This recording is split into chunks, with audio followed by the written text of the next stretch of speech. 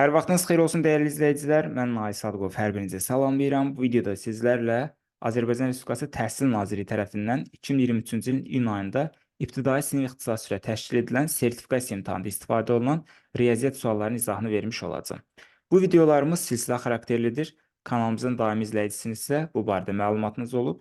Yox, ilk dəfə baxırsınızsa bundan bir əvvəlki videoda biz 10 sualın izahını vermiş olduq. Əgər həmin videoya baxmamısınızsa, mütləq sürətli izləmənizi tövsiyə edirik. Çünki bu videolarda öyrənəcəyiniz qaydalar 2024-cü ilin yay aylarında ikinci şans imtahanında sizin köməyinizə çata bilər. İlk növbədə hazırlıq qruplarımız barədə məlumat verək. Fevral ayının əvvəlindən etibarən ikinci şans imtahanı üzrə hazırlaşan müəllimlər üçün növbəti bir qrup yaratmış oluruq. Bu qrup xüsusi qrupdur. Burada ancaq ikinci şans imtahanı hazırlaşan müəllimlər olur və qrupun səviyyəsi nəzərə alınaraq dərslər tədris olunmuş olur. Kənar mövzular keçmirik, imtahanda nələr istifadə olunacaqsa, yalnız və yalnız o mövzular ətrafında danışmış oluruq. Detallı məlumat üçün ekranda aşağı tərəfdə görürsünüz 055 239 20 41 WhatsApp nömrəsi. Bu nömrəyə yazırsınız, nə suallarınız varsa bizə ünvanlayırsınız, biz geri dönüşlər edirik bu barədə sizə. Hər şey sizin ürəyinizcə olursa, ondan sonra qrupumuza qoşulmuş olursunuz. Mümkün qədər tez qoşulmaq lazımdır, çünki növbəti aylarda qoşulsanız bu qrup yeganə qrupdur.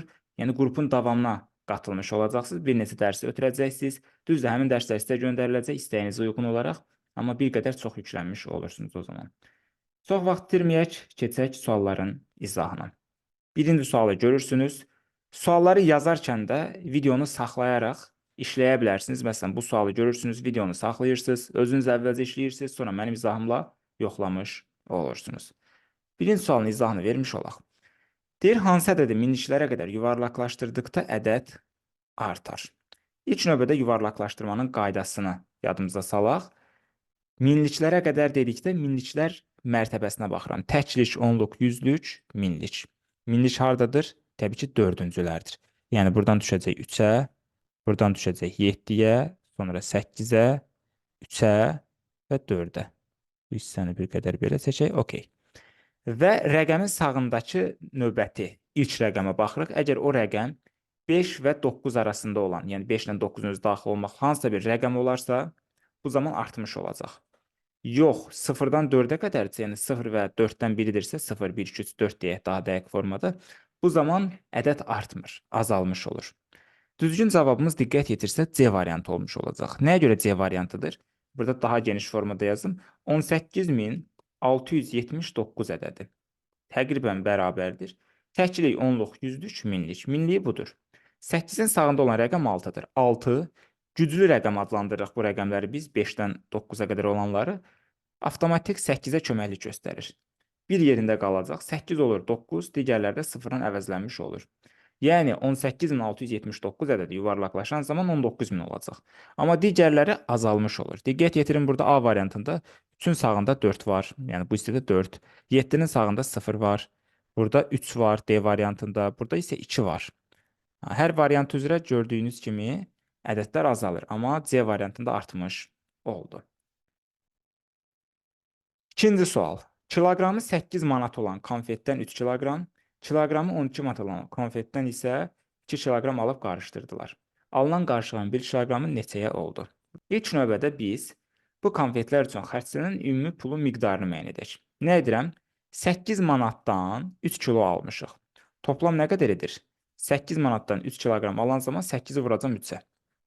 8 vurulsun 3 bərabərdir 24 manat bu edir. 12 manat olan konfetdən isə 2 kiloqram alıram. 12-ni də vuracam 2-yə, bu da etdi 24 manat. Yəni biz toplam olaraq 24-24 toplasaq 48 manat bu konfetlər üçün pul xərcləmiş olduq. Bəs neçə kiloqram konfet aldıq? 3 kilo bundan aldıq, 2 kilo bundan. Yəni toplam olaraq biz 5 kilo konfet üçün 48 manat pul xərcləmişik. Növbəti addımda biz 48 manat pulu bölməliyik 5 kiloya ki, görək bunun kiloqramı neçəyə düşüb. 48-i 5-ə böləndə düşəcək 9 dəfə. 9 5-im 45 edər. 48-dən 45 çıxanda qaldı 3. Yəni 9 manat düşəcək, 3 manat da qalıqda qalır. 3 manatımız qəpiyə çevrilsə edir 300 qəpik. 300 qəpiyi də 5-ə bölə bilərsiniz. 300 qəpiyi də 5-ə bölən düşəcək 60 qəpik. Deməli, düzgün cavabımız 9 manat 60 qəpik etmiş oldu. Yəni D variantına uyğun gəlir. Sual 3. B ədədini 12 vahid artırıb 4 vahid azaltdılar. Fikrinə uyğun riyazi ifadəni yazın. Hansısa bir B ədədi var. 12 vahid artırırıq. Üzərinə gəlirəm 12. Sonra çıxacam 4.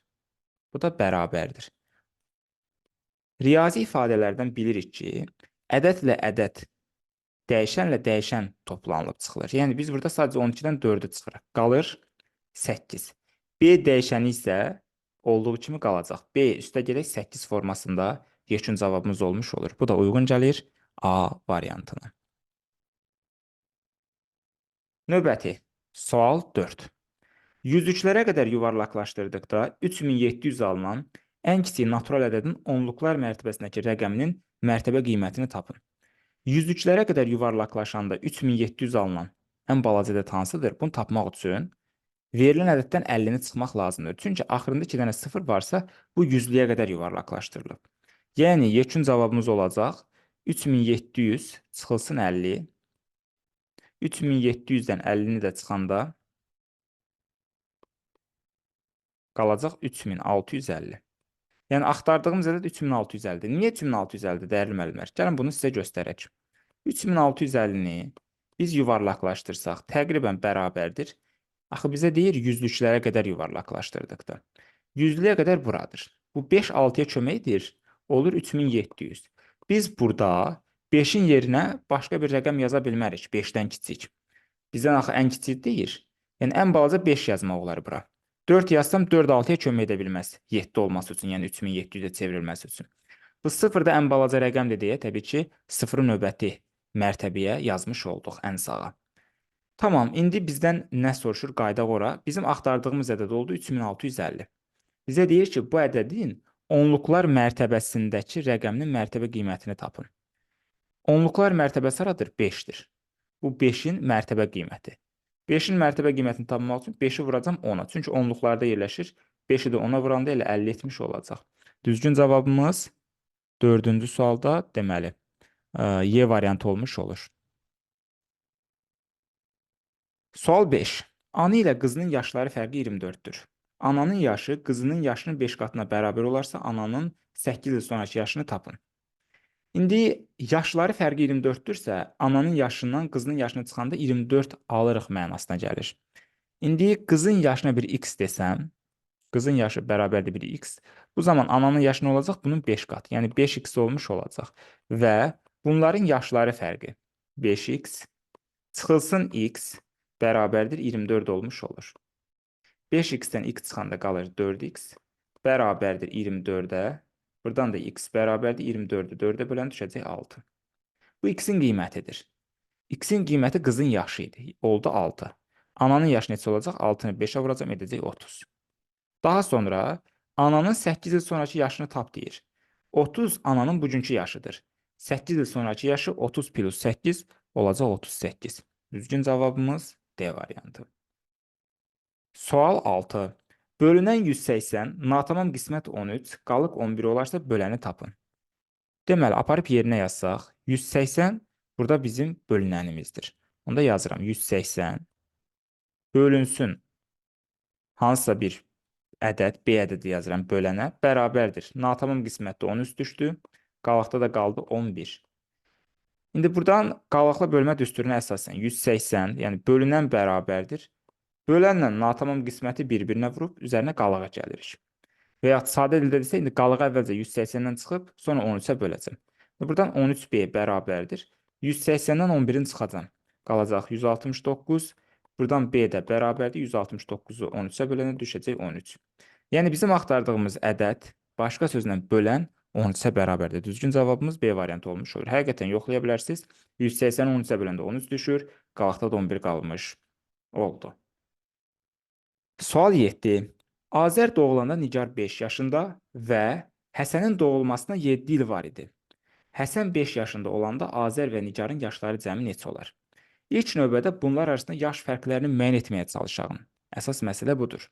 Azər doğulanda Nigar 5 yaşında olub. Bu nə deməkdir? Nigar Azərdən 5 yaş böyükdür. Və Həsənin doğulmasından 7 il var idi. Yəni 7 ildən sonra hələ Həsən doğulacaq. Həsən dünyaya gələndə artıq 7 il keçəcək. Azərin isə 7 yaşı olmuş olacaq həmin vaxtı. Gəlin indi qeyd edək. Bura yazıram Həsən, bura yazıram Azər, burada yazıram Nicar. İndi Həsən dünyaya gələndə Azər 7 yaşındadır. Bu o deməkdir ki, Azər Həsəndən 7 yaş böyükdür. Eyni zamanda biz bilirik ki, Nicar da Azərdən 5 yaş böyükdür. Onda Həsən 5 yaşında olanda, bura yazıram Həsən 5. Bəs Həsən 5 yaşında olanda Azər neçə yaşındadır? 5-in üstə 7 gələcəm, edəcək 12. Çünki yaş fərqləri 7-dir. Eyni zamanda xatırlayıram ki, Nicar da Azərdən 5 yaş böyükdür. 12-nin üstə də 7 gələndir, 17. 12-nin üstə daha doğrusu 5-i buradan gəldi, bəli 17-ni almış olduq. Əla. İndi bizdən də zaten bunu soruşur ki, Həsən 5 yaşında olanda Azər ilə Nigarın yaşları cəmi neçə olar? Azər 12 yaşındadır, Nigar 17 yaşındadır. Bunları cəmləmək lazımdır. 9, bu da 2. Yəni 29 olmuş olacaq. Doğru cavabımız C variantına uyğun gəldi. Sual 8. 760 ədədində 7 rəqəminin mərtəbə vahidi ilə 6 rəqəminin mərtəbə vahidinin fərqini tapın. İlk növbədə mərtəbə vahidi nədir? Bunu xatırlamağa çalışaq. 760 ədədini yazıram. Mərtəbə vahidi rəqəmdən asılı deyil. Buranın mərtəbə vahidi 1-dir. Buranın mərtəbə vahidi 10-dur. Buranın mərtəbə vahidi isə 100 olmuş olur. Yəni, bu mərtəbədən asılı olan bir şeydir. Rəqəmdən asılı deyil. Bura 8 də yazsın, buranın mərtəbə vahidi 100 olur. İndi mərtəbə vahidlərinin fərqini tapaq. 7-nin mərtəbə vahidi olacaq 100, çünki yüzlüklər mərtəbəsidir. 6-nın mərtəbə vahidi də 10 olmuş olacaq. Yekun olaraq 100-dən 10-u çıxanda qalır 90. Deməli, düzgün cavabımız C variantına uyğun gəlmiş olur. Sual 9. Hesab əməlidir. Yəni, əməllər sırasına görə daha dəqiq deyək, riyazi ifadələrin hesablanması adlanır bu bölmə. Diqqətli olmaq lazımdır. İlk növbədə mən bunu işarəliyim, yəni daha rahat formada anlaşılması üçün. Bu mötərəzə buradan başlayır. Birinci mötərəzə nəzərdə tuturam, burada bitir. İkinci mötərəzə buradan buradır. Üçüncü mötərəzə də bu da buradandır. Yəni, buradan bura qədər də daha dəqiq deyək. İndi çöldəki mötərəzə ilə hələ ki işim yoxdur. Əvvəlcə daxildəki mötərəzələri hesablayıram. 66-nın üstə 6 gələndə edir 72. Bölünsün. Burada 6-dan 6-nı 2-yə vuracam, edəcək 12. 18-dən 12-ni çıxacam. 18-dən 12 çıxanda növbəti hissədə qalacaq 6. Sonra vuracam 3-ə. Mötərəzəni bağlayıram, bölünsün 4. Əgər vurma ilə bölmə yan-yana gəlirsə, bunlar eyni pillə əməlləridir və bu zaman soldan sağa qaydası işləmiş olur. Daha vurma bölmədən güclüdür. Belə bir anlayış yoxdur. Bəzi müəllimlər bunu qarışdırırlar. Əvvəlcə 72-ni 6-ya böləcəm. 72-ni 6-ya bölən zaman düşəcək 12. Sonra 12-ni 3-ə vururam. 12-ni 3-ə vursam edəcək 36.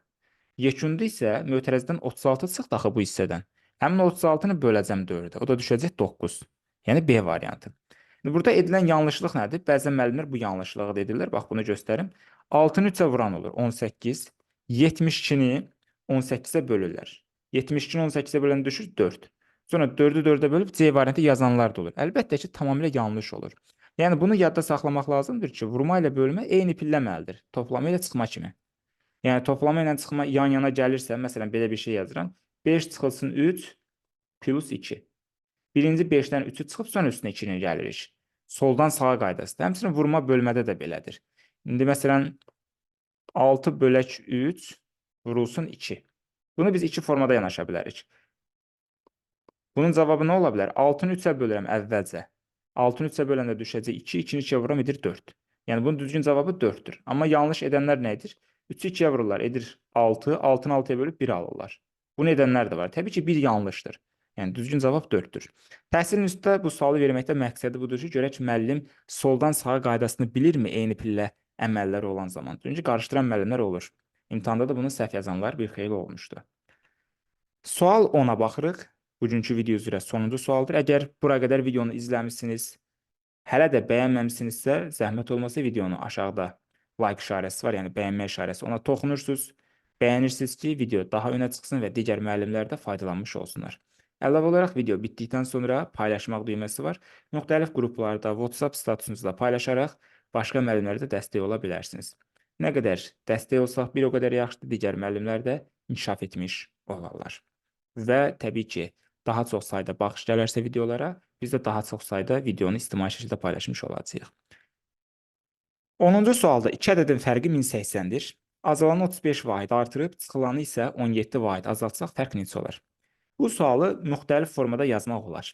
Yəni üsullar çoxdur. Sadəcə daha rahat anlaşılsın deyə biz bunu daha praktiki formada izah edəcəyik. İbtidai sinifə uyğun şəkildə. Ədədlər qoymaqla yoxlamaq olar. Amma bir məsələyə diqqət yetirməlisiniz ki, çıxılanı 17 vahid azaltsaq. Yəni o azalan ədəd var, onun 17-ni çıxa bilək. Məsələn, rahat ədədlər verirəm. 1180 çıxılsın 100 qalacaq 1080. Yəni əsas odur ki, 2 ədədin fərqi 1080 oldu. İndi növbəti addım atmış oluram. Növbəti addımda mənə deyir ki, azalan 35 vahid artır. Azalan 35 vahid artırsam nə olacaq? Yəni 1180-dir hal-hazırda. Bunun üzərinə gəlirəm 35-i. Edir 1215. Bunu qeyd etdik. Çıxılsın. Çıxılanı 17 vahid azaldıram. Çıxılan 100-dür.